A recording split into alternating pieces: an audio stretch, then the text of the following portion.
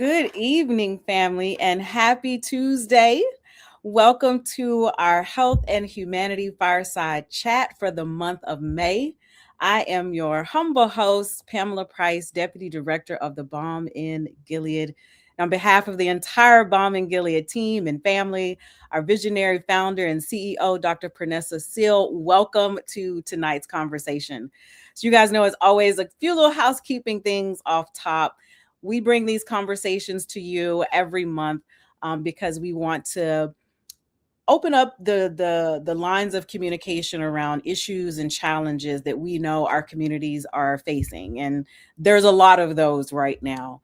And so this time, these chats are really meant to hopefully provide you with some education, but also hopefully encourage you, inspire you. You know, we always leave these with big call to actions for you to do as well. And so my first one is if you missed last month's fireside chat where we we're talking all things policy with Reverend Dr. Lakeisha Cook, who's the executive director of the Virginia Interfaith Center for Public Policy. You still have an opportunity to watch that, family, after tonight. Just stay on YouTube or stay on the social media platform that you're joining us from tonight and go back and check that episode. But without further ado, I'm really excited. I've been looking forward to this. Y'all know May is Mental Health Awareness Month. That's one of my jams. I love talking all things mental health. And so tonight's conversation, we have the beautiful Miss Jessica Tony. She is the executive director for the Grace Project right here in Richmond, Virginia. And I'm really excited as we are going to be talking about breaking cycles and building the futures. And this conversation is going to be all about our mothers. We're talking mental health, healing, and hope for young mothers. So please help me welcome Miss Jessica. Hello. Thank you so much for having me. I am No. super excited. Yes, thank you for your yes. So I have fell in love behind the scenes. I've been stalking like the Grace Project. Even when we came through and we were helping pain and things like that, I was like, this is so amazing. And how do more people not know about this great work that you're doing I here? say the same thing all the time. Where you guys at? It's so amazing. So I like to allow each guest, because we could read bios and do all that, and bios are nice, but I really like each guest to really kind of just tell everyone about you, Okay. who you are, kind of what brought you to this work, your why. I think that is so important. Why do we do this work that we do? Why do we do these labors of love? And Mhm. so, can we just start there tonight? Sure. So I'm Jessica Tony. I am the executive director here at the Grace Project. I'm a mom of five. I was about to say I'm a husband to one. No, I'm a wife to one. And my why is I was a teen mom. Mm. I had my first son, my oldest son. He is 24 now. I had him when I was 18. And while I had supportive family, for sure, my parents were amazing. My siblings were helpful. I didn't have peer community. I didn't have a community of peers. I had friends who loved me and loved my son, but they couldn't relate to me and I couldn't relate to them. They're going to the mall and I got car seats and strollers and, they're looking at clothes that I can't fit anymore because I just had a baby, Right. Um, so I'm originally I was born in New Jersey, but raised in Jacksonville, Florida. Duval, I got to do that. And I I got pregnant. Like I said, I got pregnant at 18. I got married and had another son. So by 21, I had two children. Wow. Whereas most people are graduating from college, I am a full-time mom and Yeah. working. And at the time, I was about to prepare to go to hair school. Yeah. And that marriage didn't work out, and I was a single mom for about 5 to 6 years, Wow. and that was a lot. God is good though. Yes. He's always with me all the time. And my now husband, he stalked me. He found me. He found me, and He he was found his really, good thing. he found his good thing. He knew it from his first message to me was that I was his wife, and I'm like, yep, nope, because I was not interested in dating or anything at that time. Yeah. Um, but ended up we got together, got married. He loved my boys. My boys love him, so that's their dad. No. um, and moved to Virginia, which was, hard because I didn't know anyone here except for my husband's family. Yeah. And while they were of support, I didn't have like friends. Mm-hmm. And I started going to church, and at this church I was going to at the time, um, they started talking about the Grace Project. At the time, it was called Grace Home Ministries, and they had a home for teen moms. And I was like, man, like I have never heard of anything like that anywhere. Right. So I want to be a part of that. I just want to volunteer. And that's how I got started. I started volunteering we've been in Virginia for 10, almost 11 years. So I started volunteering it's so hard for me to keep my timing. I think it's been right at 10 years Wow. that I've volunteered and just kind of worked my way into where I am, where I am now. Um, and it's just so close to my heart. I have always mentored. I mentored in Florida. I had a mentoring group in Florida. And then moving here and seeing that I could be a part of mentoring a young mom, like I was Yeah. like, oh, sign me up. I'm I'm down. I'm ready. Yeah. Wow. I mean, you talk about taking your personal like story and your personal journey and the things that you go to, um, and turning that into purpose, right? Like we hear that a lot, but you are actually walking that out, which I find so amazing. Yeah, the crazy part is this was not in the plan. So it's definitely, I mean, it's a beautiful surprise. It's definitely a Yeah. God thing. Um, I had and I still have another job separate from here, Yeah. but the goal is to make this, I want to do this full time. Yeah. I want to put all my energy and all my strength into it because the need is so great, Yeah. especially in our area.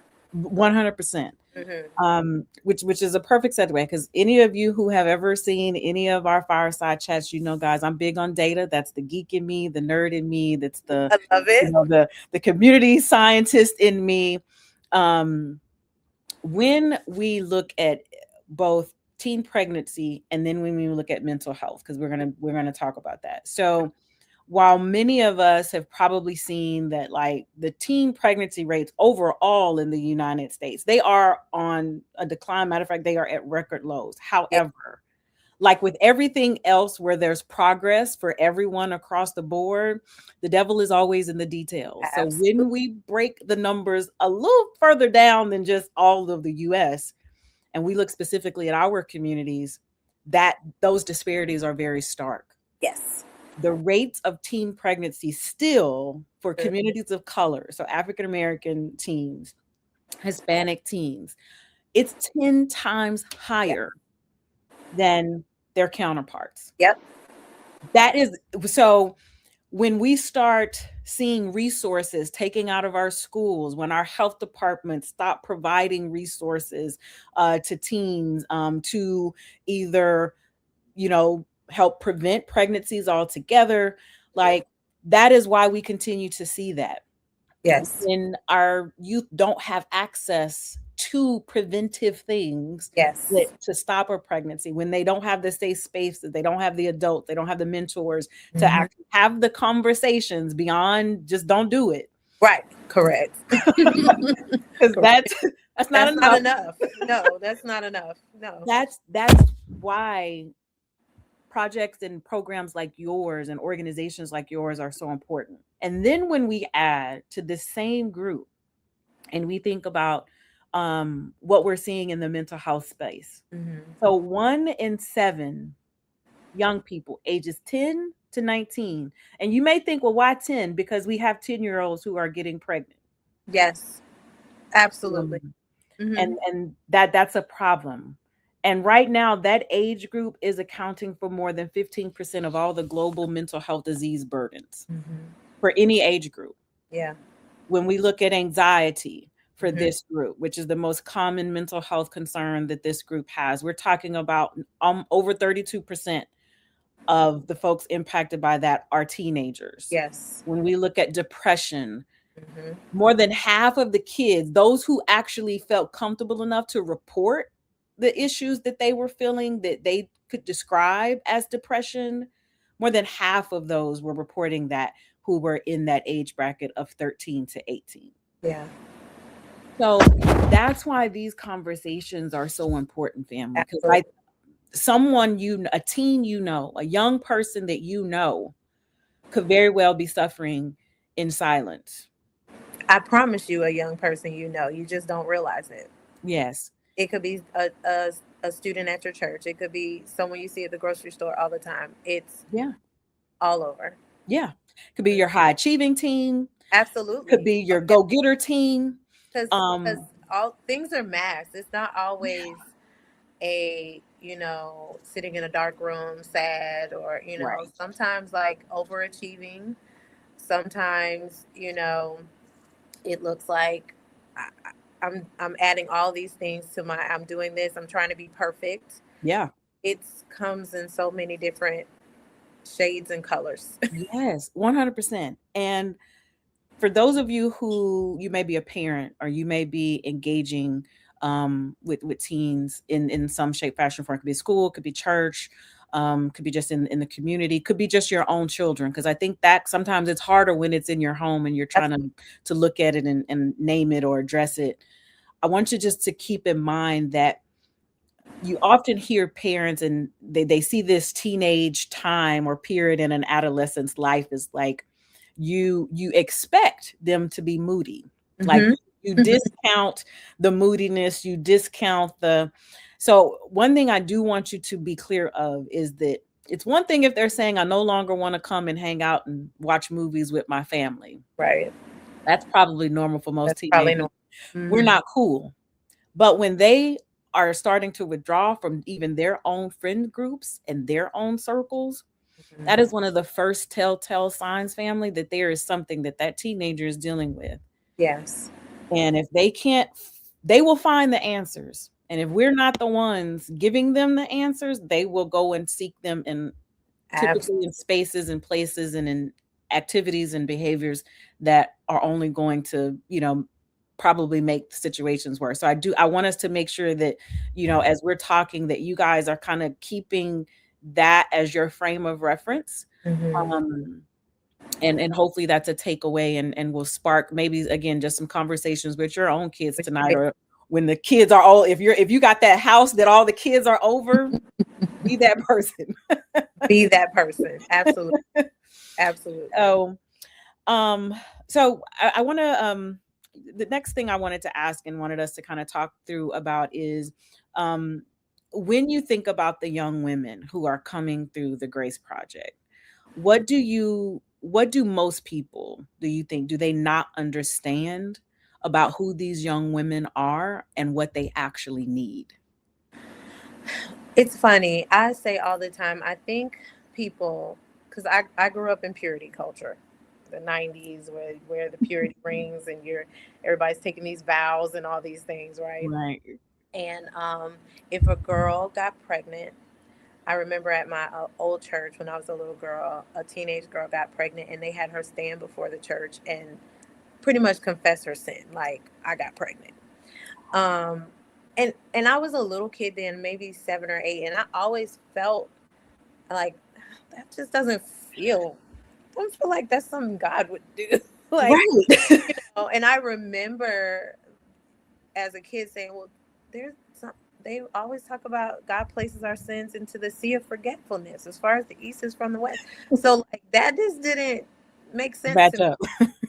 And I'm just like, so now I look at it where a lot of people still kind of have that mindset, like, Mm. she's pregnant, she shouldn't have a life.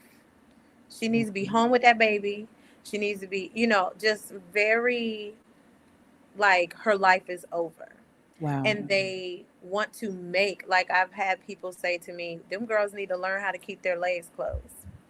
And baby, if you want to get me hot under the collar, say something like that. Right. Because at the end of the day, it is about mentoring. It is about community. It is about having those right voices. We cannot look at these girls and judge them and make assumptions, because also you don't know how she got pregnant. Right. You don't know the circumstances around it. So I think people, I know people, and they've said it to me, and I'll just be looking at them like, "You're very bold. Like, do you even know what I do? Like, Right. you know what I do, right?" Um, I think the misconception is they're supposed to give up their life. Mm. They're supposed to take a Walmart job. Why are you trying to push for school? Why are you trying to, you know, basically making them the sum of their mistakes? And that is something that we push here. You are not the Yeah. culmination of the wrong things you've done in your life. Yeah. You're not. Yeah. You have made a mistake. You're owning it, and we're gonna move past it. We're Right. gonna teach you how to be a mother. We're gonna show you how to burp the baby, breastfeed, all of the things, Yeah. and we're gonna offer you support. What do you want to do? Do you want to go back to school? Is You'll be surprised at how many of them are like, I can still go to college. Absolutely. Yeah. Yes, you can. Please, Yeah. absolutely. And if college is not your thing, there's trade school. Right. There are work study programs you can get into. Like, Yeah. it's just people have this thought process of, you know, they just their They're like, lives, yeah, they're as if they've never sinned and have never done anything, right.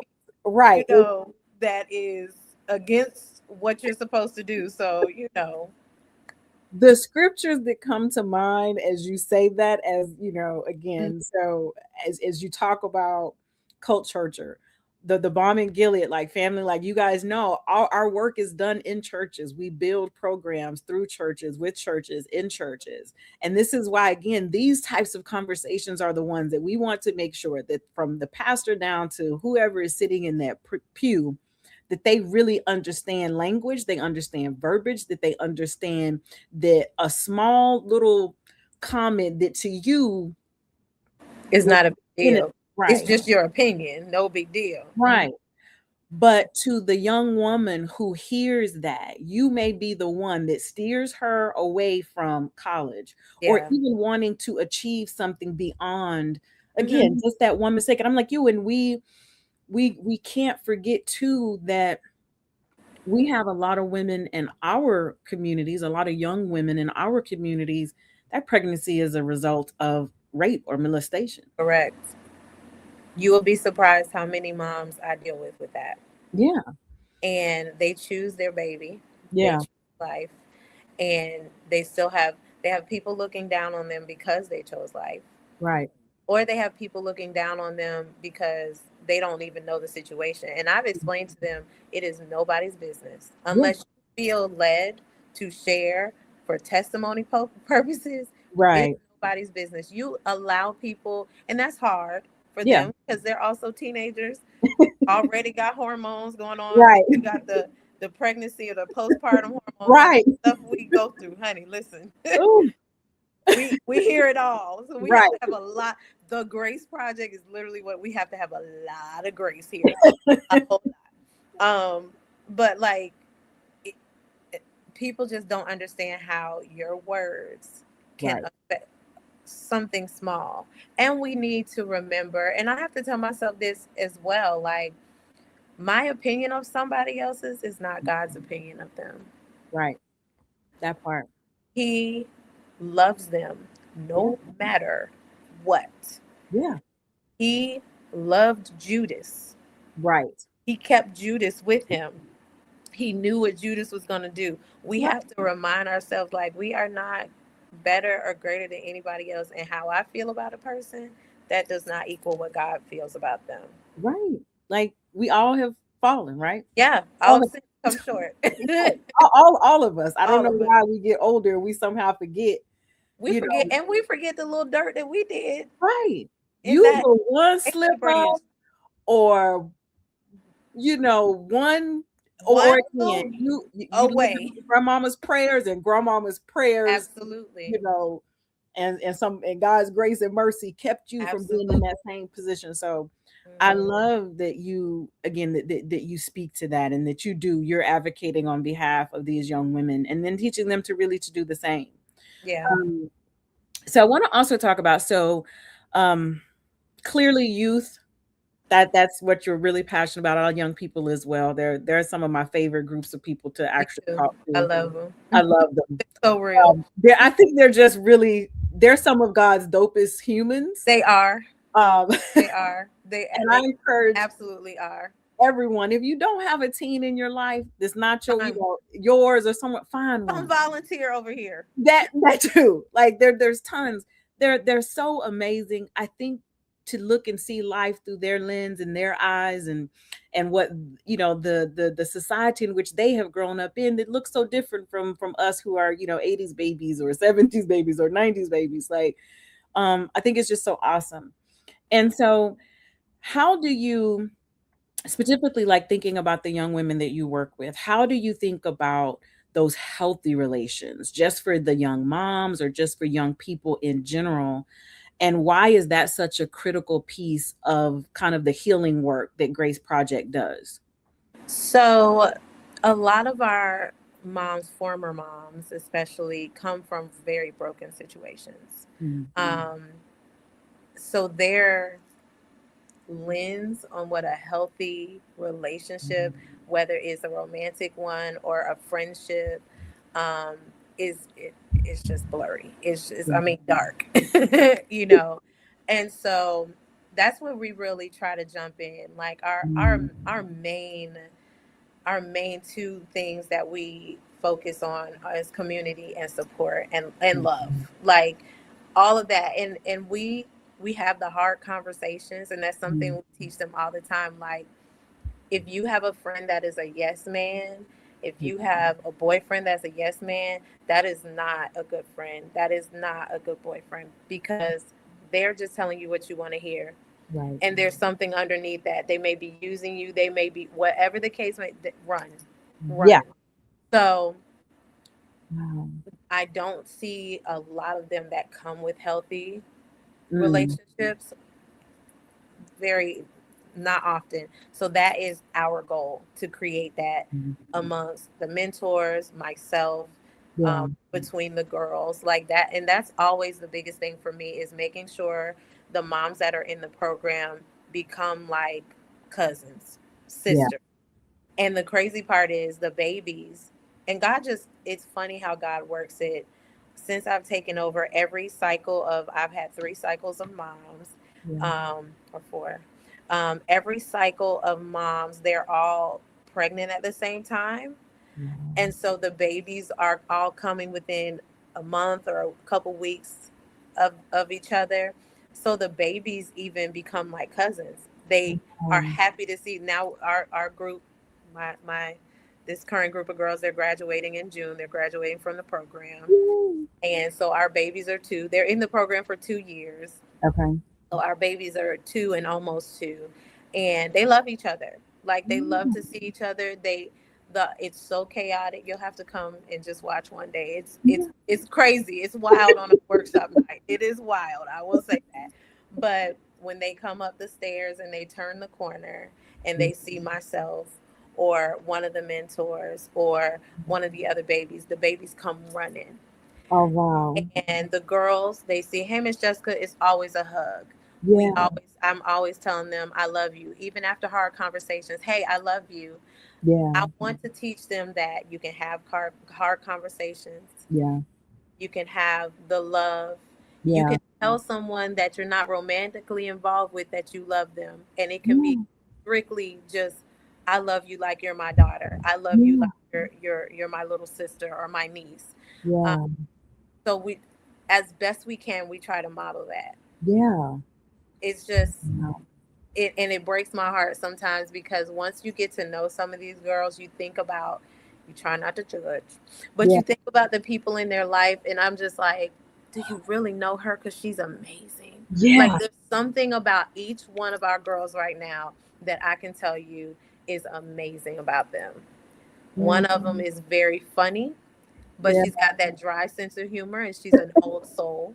The other one is very motherly, Yeah. and she's also, they're all very old souls, to be honest with you. Like, there's something about them that is just so special, more than one thing. And that's what I try to bring to the forefront of their mind. Like, I'm sure, I know that some of them have been taught you're not worth anything, Yeah.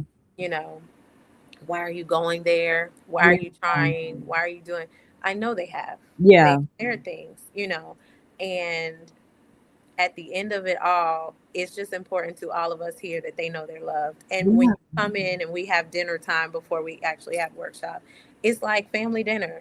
People are Yeah. standing around talking. The mentors, even the mentors, become friends. They're Yeah. coming from different walks of life, different churches. It's Yeah. just one big community of love and support and Yeah. good relationship, teaching Yeah. good relationship, modeling good relationship. Yeah.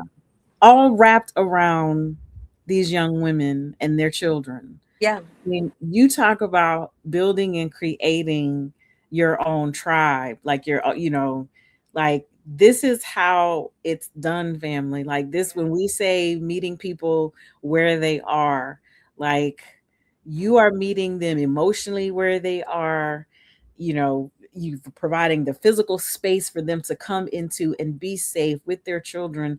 And then I love that they are staying in the project longer than a month or where what you're pouring into them is like, that will stay with them for the rest of their life. Them, and like you said, and the children, and The then baby. also their peers. Like this is, we titled this, breaking cycles and building futures. And Mhm. that's when I thought about the Grace Project, that's what I thought. I'm like, they are breaking cycles and building futures at the same time. Absolutely. Hmm. So That's the goal. yeah, And and truly we beautiful. oh, go ahead. I'm sorry. No, no, go ahead. I was just gonna say, like, we typically will start off with about 5 moms in the program, Mhm. and it'll taper off because some do come because they hear we give free diapers and wipes and food support, and I get it. You are in a struggle, Yeah, but a part of it is you're going to get community, you're going to get love, you're going to, and we have curriculum, so they have mhm. homework, and they have goals that they have to meet. We sit down and we write down 3 short-term goals and 3 long-term goals, and then we come back and say, hey, where are we at with these goals? So we're Right. holding you accountable. All of that is a part of relationship. Yeah, And when you don't want to do all that, you ain't gonna stay in the program. right. And I mean, and my prayer is always like, Lord, weed out the ones that will cause distraction and that don't really want to be here, Yeah, and keep the ones here that we can actually seed into and yeah, actually support and yeah, love. And I can't even say, like, when they graduate the program they're this brand new person. That is not the goal. I think yeah, people sometimes when they come to mentor they get a little discouraged because, well, she's still doing this and she's still vaping and she's still, and it's like, hey, the goal is to plant the seed, to right. water the seed, and to give it light. Yes. And whatever grows from that will be all on the Lord. We've Yeah, done our part. right. That part, and you need those who are coming in with their soil already primed and ready Absolutely. to receive the seeds that you guys are Absolutely. planting in them. So I I I I love that so much. So again, family, so we've talked a little bit about, and we brought up earlier about the mental health challenges that we know teens are, um and again, to give you even a few bit more statistics, like if I told you where we were, those are increases in, when we think about anxiety and depression, those have increased 60% and Mm, over 45% just in the last 2 to 3 years. So these are well beyond COVID, because we know yeah, we saw what absolutely. COVID did. So this is no longer driven slowly by, the Real pandemic. life. Exactly. This is real life that our kids are not being well equipped to deal with and handle and manage, what they are seeing. I think as those of us as adults, especially those who maybe you don't interact a lot with this age group, Mhm. tend to want to put our social norms from when we were children or when we were teens and when we were growing up, or, well, we had this, or I had that, or my mom did, or my grandma did, or this, And that. that's fair. It's not like Completely different world. totally different. Like we we do a disservice to them when we want to Absolutely. put those types of parameters on them, and our conversations are all geared, towards that. Mhm. um so when you think about the numbers that I shared, within that data, and then through the lens of these young moms that you're working with and you're serving, what do you think that they're telling us that some of us may be missing? Oh, honestly, as the adults, I think we are missing to I think we're missing our children. And what I mean when I say that is, like you said, we have these preconceived notions of what childhood looks like, what being a teenager looks like. Um, we can brush them off as if like you ain't got no troubles. you know, you're there. You don't pay no bills. You don't have this. You don't have that. You don't have no troubles. And I think we're not seeing our children for where they are. Like we were saying Yeah, earlier, um, paying attention to like pattern changes, yeah, even the smallest thing, um, the crying. Like I have a teenage daughter, and I'm like, okay, I have to decipher: are these tears emotional tears, right, or is something really going on? Is something really happening? yeah, Um, and also, honestly, I think that we have to learn as parents. We have to learn how to be inconvenienced. mm-hmm, I think sometimes we want to breeze past and brush past like what what the Holy Spirit is showing us, yeah, and say, okay, well, it's just, emotions or da da da or whatever, and just breeze past it because we yeah, got life and we got this and we got other kids and we got appointments and we gotta slow down.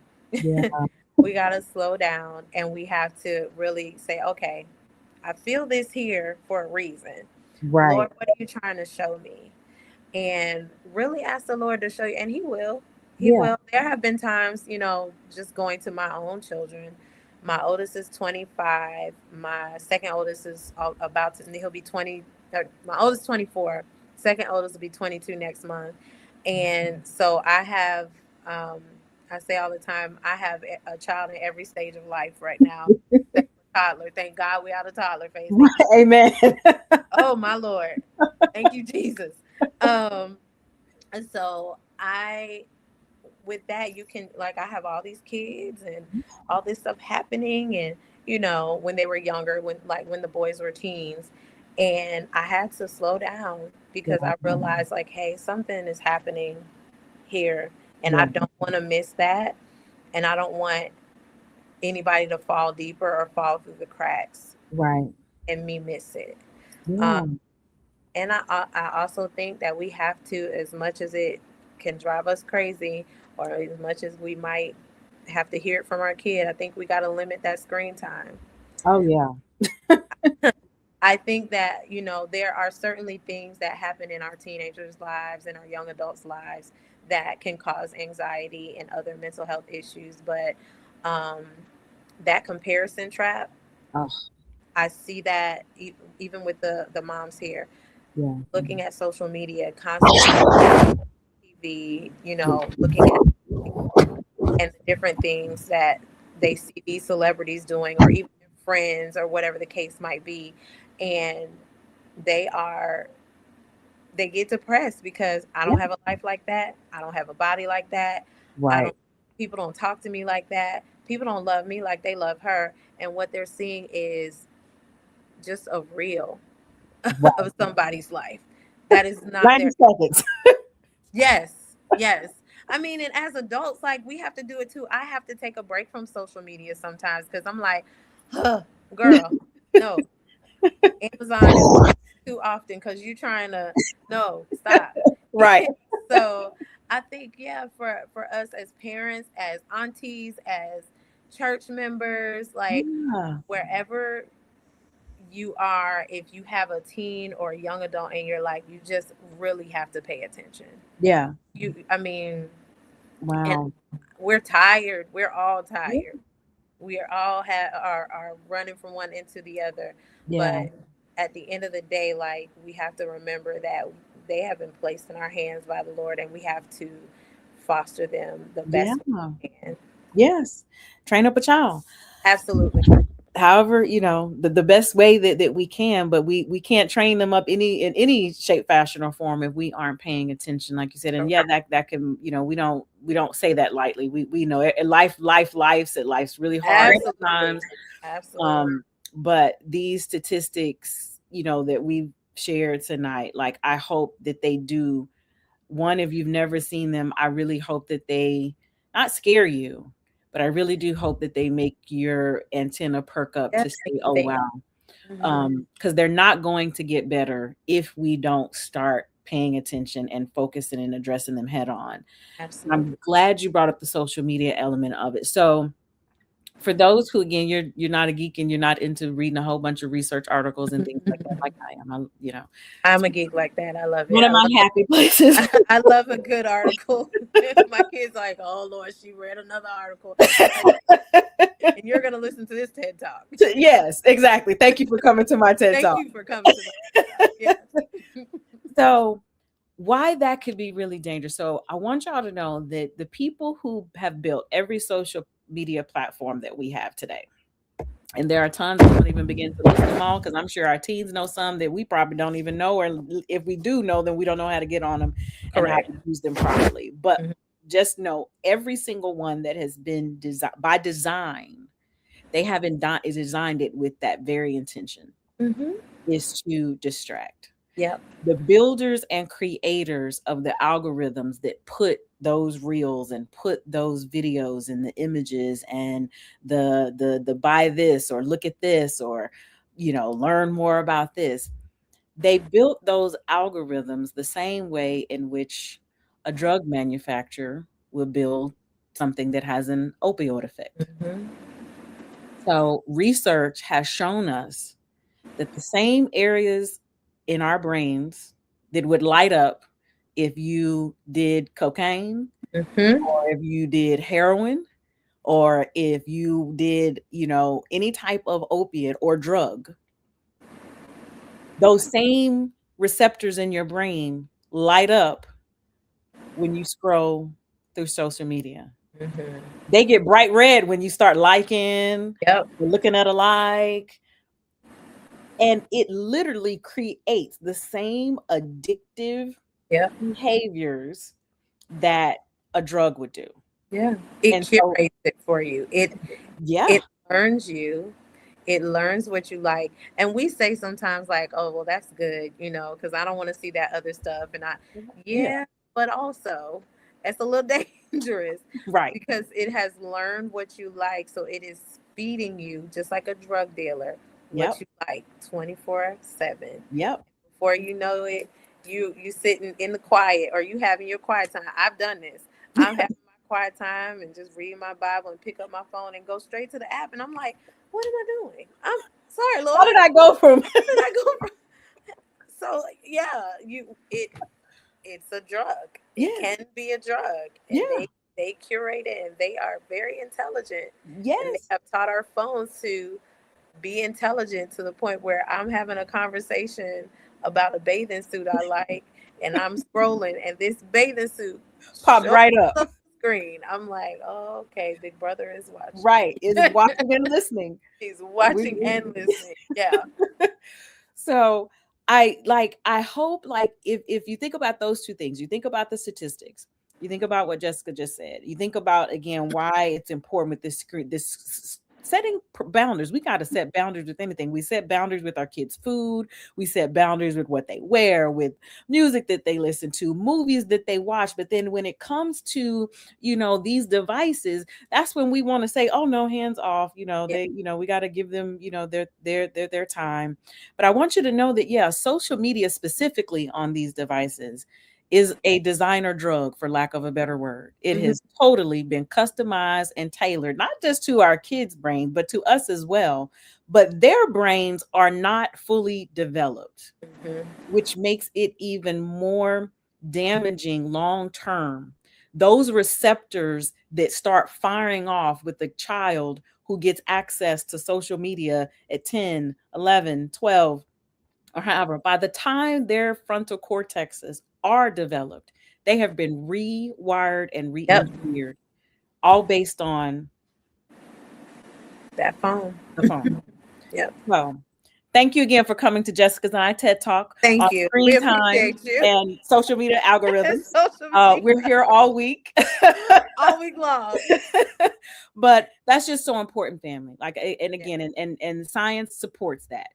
So if you wanted to people like, well, why? Science supports that. You can go and look up the research. There are tons of articles about this in terms of what's happening in our brain. And then I also just encourage you to pick up a book on the brains of teenagers. It's easier for us to understand why they are doing what they are doing when we understand what their brain is actually doing at this time, which is actually that's a whole nother Whole fascinating. nother talk. Yeah. Um, so we kind of touched on it, I think, a little bit, but we didn't really give it this name. And that was stigma. And Hmm. so I think that's a barrier when we talk about mental health, Hmm. all in kind of just in general. But then when we add this element of being a teen mom or a young mom, like, what does the stigma that you see, what does it actually really look like? And then how do you all with the Grace Project look at kind of hitting that or facing that, head on with the young moms? I think that they come already in the mindset of like, I'm here, Mm, but I know that like I'm not going to be anything else. Like mm, they for whatever others have told them, whatever they've seen on TV, social media, whatever families have said, or what they've seen yeah, with their own parents or siblings or whatever that have had babies, they see like they didn't do nothing, they not doing nothing, they on food stamps, they on. mm, So a lot of times when they come in, we have to say, hey, food stamps are not a bad thing, but yeah, they're not supposed to be a long-term plan. right, So let's talk about what we need to do yeah, to get off of food stamps. And let's talk about like some food banks in your area. yeah, Let's talk about like, and we even, the church that we're housed in, they have a food bank here. So yeah, if our girls are ever in need, yeah, I can reach out to the food bank person here and they'll bring it here. But all that to say, their mindset is, I am what I am. I'm here now. right, yeah, So now we're trying to break that. And yeah, that's, people ask, well, like, what's the significance of 2 years in a program? mm, Super significant. Because the first year is where we are trying to kill these stigmas, yeah, kill all of these things that they have created in their minds and yeah, that people have fed them. And now in the second year, we're building them up. yeah, All the while, the babies are in the nursery learning about Jesus. yeah, They are doing learning about Bible stories. So it mm, is feeding the seed and yeah, feeding the seed, you know. So I mean, wow, the stigma behind being a teen mom, like, it still kind of even tries to follow me. And yeah, I'm 44 years old. And sometimes I have to remind myself, I have to encourage myself that that is not who you are. And right, the blessing that came from it is my son who is my oldest, and God chose him to be my oldest for a reason. He Yeah. is amazing. All of my children are, but I'm Yeah. talking about the Talking about the, pregnancy, oh, the yeah. child from pregnancy, because they'll see this and be like, "Well, am I amazing?" Yes, you're all amazing. But yeah, like that, and that it just goes back to also community. Like Yeah. as a community, we have got to kill it. We've Yeah. got to stop Yeah. it. We've got to remind these girls. If you see a mom in the grocery store and she's young, you can tell she's young, and the baby's young and hollering and screaming. Instead of judging her, go say, "Hey, can I push your cart for you? Yes. Can I hold your baby for you? I'm not gonna Yes. kidnap him. Or can I Right. just like, what do you need? Can you hold him and I'll grab whatever groceries you need?" There are so Yeah. many ways that we can come in and support these moms and kill that stigma. Yeah. Because if we don't, we're gonna continue in this cycle. Yeah. Yeah. We're gonna Yeah. continue in this cycle. And I meant to say it earlier, you were talking about statistics, and in Virginia, in our area, Yeah. just a few miles up the road, Petersburg, as Yeah. of 2018, they haven't done a new one yet, but as of 2018, Petersburg, Hopewell area has the highest rate of teen pregnancy. Yes. Yeah. Those are the smallest towns, some of Right. the smallest towns in Virginia. You drive in and you drive right Yeah. through. Right out. And there's not many people there, and they have the highest rates. Yeah. So you know how many teenagers? It Right. said I think it was, oh gosh, like every 22 per Yeah. 1,000. That's 22 a per lot. 100,000. Yeah. Something. Yeah. That's a lot. That's a lot. Yeah. So it's just like we have work to do. Yes. A lot. And it's up the street. It's Yeah. not it's not unreachable. It's not untouchable. It is Yeah. literally in your backyard. Yes. No matter where, even if your backyard is in the suburbs. Okay. So our families who, Right. figured a few things out, and we cannot. I'm really big on making sure that we all understand it is all about reaching back. It's all about pulling back. It's all about going back. It's all, if you leave this earth and all you can have attributed to it maybe is just your beautiful family, and that is great. But if you haven't at some point in your life touched someone else, Yeah. helped someone else, reached out to someone else, um, you know, I I'm not gonna say that's a life wasted, but I definitely know that there were people who probably could have again benefited. I remember when you were talking about like seeing the mom in the grocery store. And I was not a teen mom. My sister was though. My sister had her first, my oldest nephew, when she was 15. Mm. She raised all three of her boys on her own. They are amazing young men. My oldest nephew has his own family now, and he has two beautiful girls. And I know that journey. I tell her all the time. She's always like, "I'm so proud of you, sis." I'm like, "No, sis, I'm proud of you." Like, I navigated that first few years of Kiana's life on my own. And then, yes, thank God, he sent me, Right. a husband to help, to carry that load.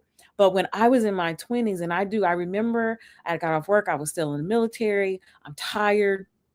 And she just was on one that day. And I'm guessing that the look on my face, and there was a little older lady. And I think me and her, we had crossed each other on a couple aisles. And I'm defeated in my just in everything. And I'm like, okay, Everything. I can't,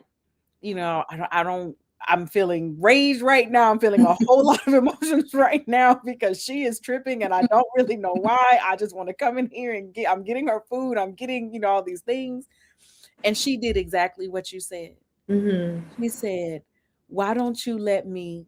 She says, "Did it all right?" She says, "Beautiful, beautiful." She was like, "Why don't you let me? I think maybe she just wants out of the buggy." She was like, "Why don't I just hold her?" She's like, "And I'll let you get the stuff that you need." And that kept me, I know for sure, that kept me probably from ending up somewhere on the floor or somewhere from making the local news. Yeah. I was like right at that tipping point before she just said, "Hey, huh," and she started talking to, Kiana, and Kiana responded, and she kind of got quiet for a minute. And at that point, it was almost like, you can just take her. Like, don't just go to the store, just Go walk take to the her with, grocery store. I'm take fine. her with you. I'm okay.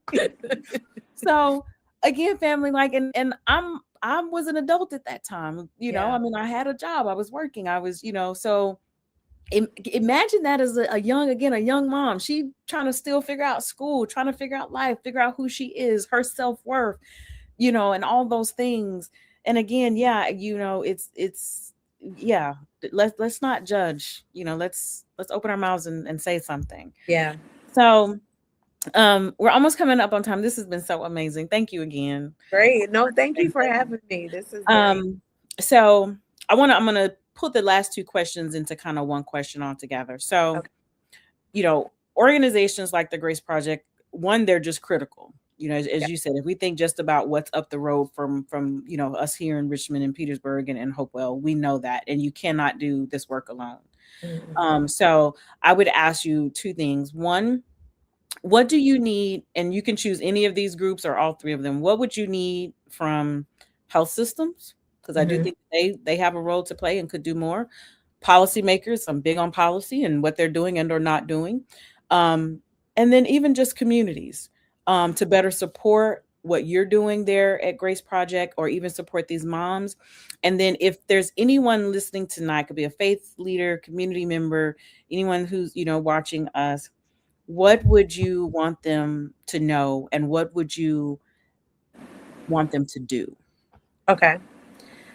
So, as far as like healthcare, Yeah. um, gosh, we are always in need of partnership with mental health Mm, therapists. I mean, if you're a therapist, if you're a psychiatrist, if you are a psychologist, I mean, someone who can help, because I'm trauma informed trained. I have yeah. trauma training and things like that, and a little bit of being able to walk alongside someone.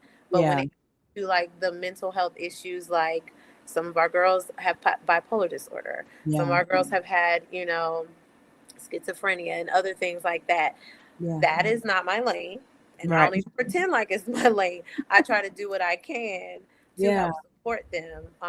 And I don't think I shared this. We have 4 core values at the Grace Project. That's Mm, parenting education, that is mhm. continuing education, whatever that looks like. If you're in high school, you got to graduate if you're going to be in this program. Yeah. Um, and if you're out of high school, what are we looking at? What's the future look like?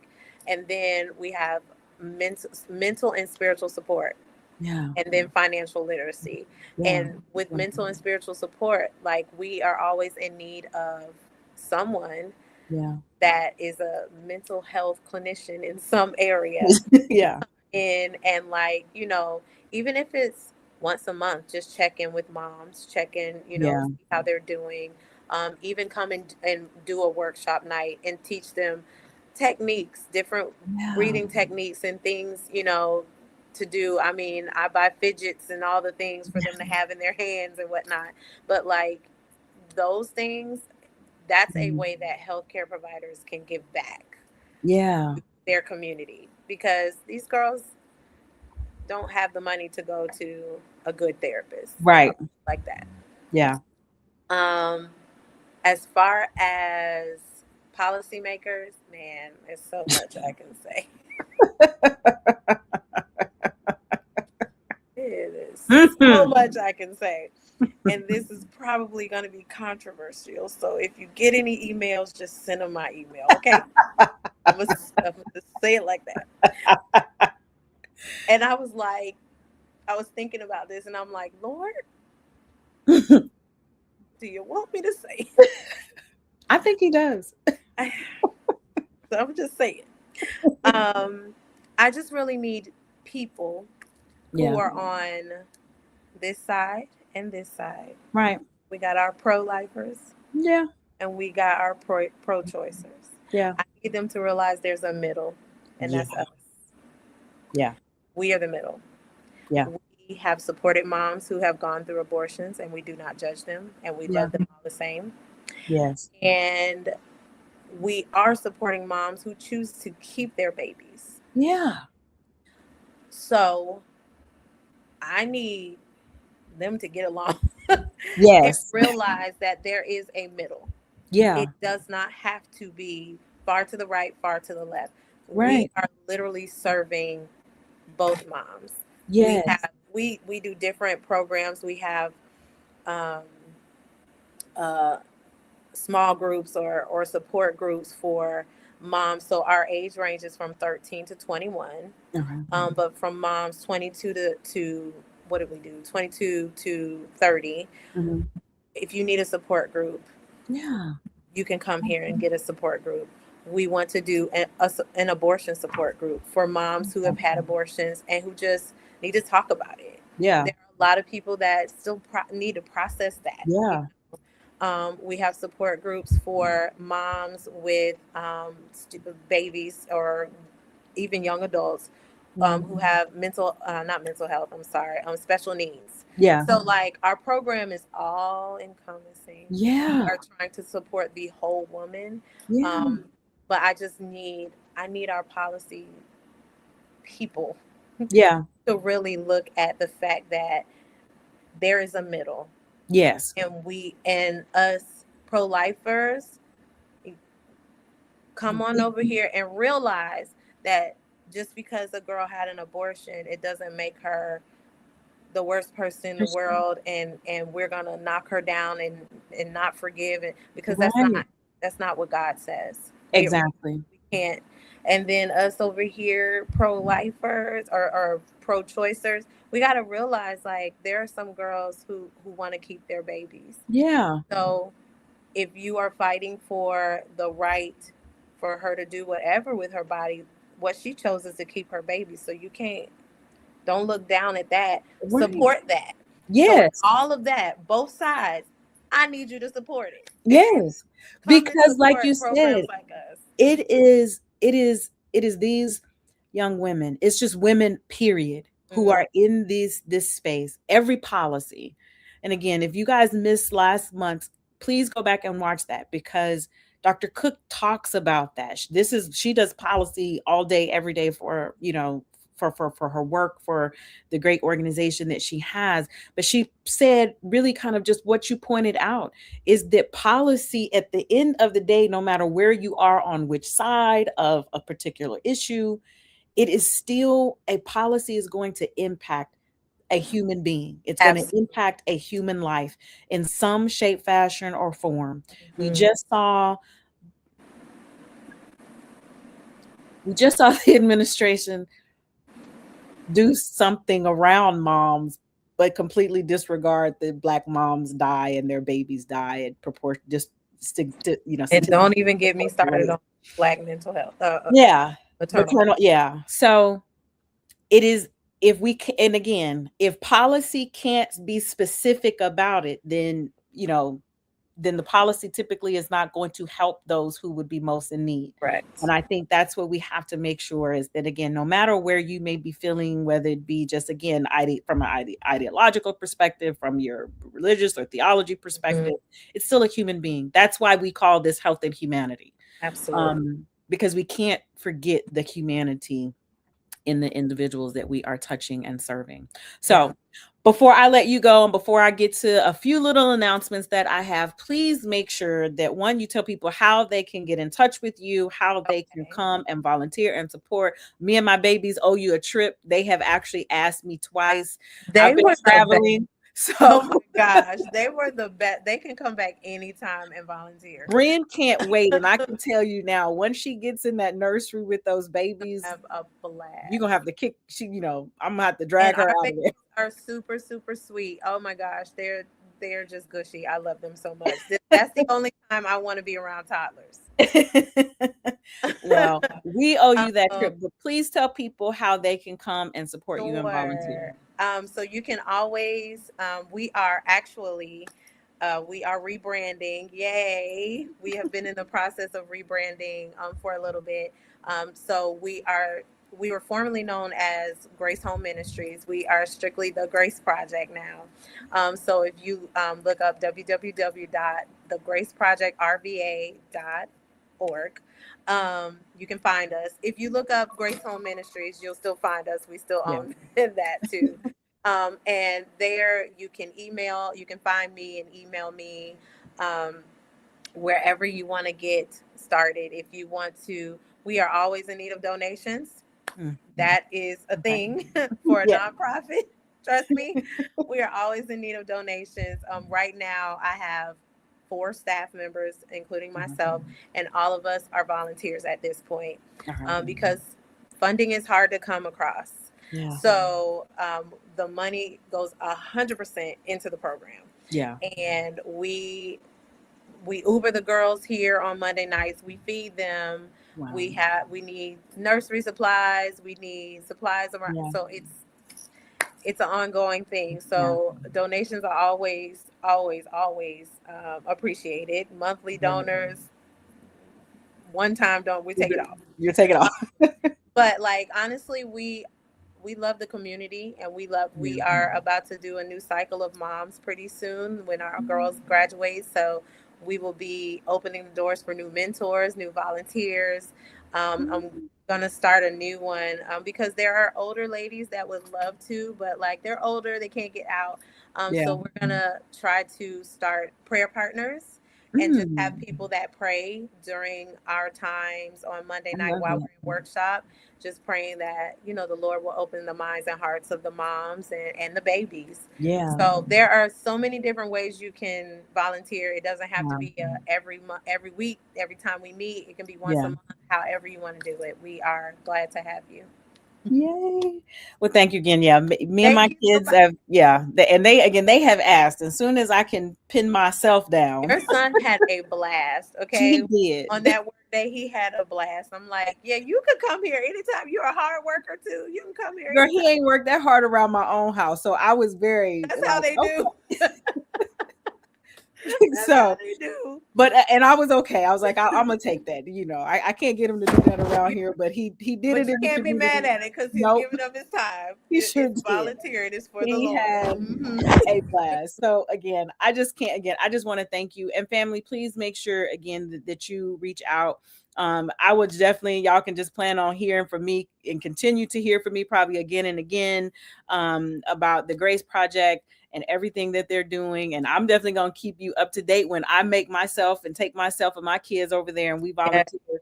And because again, this is right here in our backyard. I think sometimes some of our guests aren't here. They may be elsewhere. Our last two guest family are women who are leading organizations right here in Richmond, Virginia, that are doing things that again are breaking cycles and about building our futures. Yeah. So thank you so much. Thank you for having me. Yay! And I know we're a little over family, so again, thank you. But this conversation was so great. But before we get out of here, I do want to couple of housekeeping things. So first, I want to remind you all that June 14th, we will be celebrating our 11th Memory Sunday. So make sure that you save the date. We are going to, you guys know how we do Memory Sunday. There's going to be music, there's going to be education, a lot of information for you, and it's going to be a good time had by all. Alzheimer's is something that affects all of our communities, whether you know someone, whether you're directly being impacted by, or even if it's just indirectly. There's a lot that is changing in this space as well, in terms of new therapies, new treatments, new things that we can even test to find the disease earlier. So we're going to be talking about all of that at this coming Memory Sunday. So save the date, scan the code, or just go to www.balmandgilead.org, and you know how it works. Join the mailing list and sign up to be with us on June the 14th. And then we also are continuing with our Sunday health forums. So, family, these are free, 100% free. Lunch is included and provided, educational forums. And this year's forums are focusing on Alzheimer's, prostate cancer, and lung cancer. All three of these are disproportionately impacting our communities. And we are so gracious for the churches who have agreed to let us come in. Our next two stops for our Sunday forums are going to be in Greenville, North Carolina. So we hope that you'll join us on June the 21st. That's going to be focusing on our men. We know that's Father's Day weekend, but we have something exciting for you. We've got food for you. So please make sure that you come and join us for that. And then after Greenville, North Carolina, on June the 28th, we will be going to Nashville, Tennessee for another brain health forum there as well. Not brain health, but another health forum there, where we will be focused on lung cancer. And so, again, please make sure that you go and visit us online at www.bombandgila.org. You can learn about all of the health forums that we have. You can register for them. They are, again, these are 100% free. We're offering screenings, including screenings that I guarantee you're not going to find in your doctor's office. And if you do find them, they are not covered by your insurance. So please make sure also just take advantage of that resource that we're providing through these forums as well. And then definitely, last but not least, we have our roadmap tours. This year, we are making 2 stops, one in Charleston, South Carolina on August the 29th, and then right here in Richmond, Virginia on September the 12th. These are already shaping up to be jam-packed little miniature educational summits where we are going to have panels, we're going to have screenings, we'll have vendors, and we want to make sure that you are a part of this family. So please make sure again that you register for our roadmap stops if these are in a city near you. And also Healthy Churches 2030, our national conference that is all 100% virtual, is back for our 13th year, and it will be taking place November 16th through the 18th. You can actually register now. So don't wait. Don't wait and then call our office and ask Keisha to have to register you on the back end because you waited till November the 16th. Register now. Registration is open, and we can't wait to have you. We'll be releasing speakers as they come available, but now is the time to go ahead and get registered now, and that way you know you already have your virtual seat with us. So thank you again, family, for being with us as always. We will see you next month. Remember, every third Tuesday at 7 p.m., I will be here bringing you conversations just like we had tonight. So we hope you enjoyed it, and we will see you in June. Good night, family.